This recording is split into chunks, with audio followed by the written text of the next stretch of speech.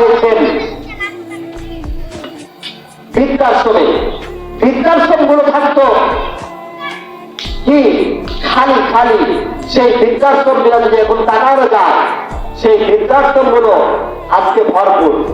কারণ ওই সমস্ত কুলাঙ্গার সন্তানেরা যারা ইসলামের নামে থেকে মুসলমানের খাতায় নাম দিয়ে মুসলমান হইয়া নিজের বাবা কষ্ট করে ছেলেকে লেখাপড়া শিখাইছে, কিন্তু সে মানুষের মতো মানুষ হতে পারেনি। যার কারণে সেই বাবা গুলো আজকে কপাল করা হয়ে গেছে। আল্লাহ রাব্বুল আলামিন পবিত্র কোরআনের ভিতরে বলতেছেন, আল্লাহু ইয়াসিমুকা মিনান নাস, আমি আল্লাহ সব সময় সর্বদা তোমাদেরকে মানুষের অনিষ্ট থেকে হেফাজত করি। আল্লাহ রাব্বুল আলামিন আমাদেরকে অনিষ্ট থেকে হেফাজত করলেন।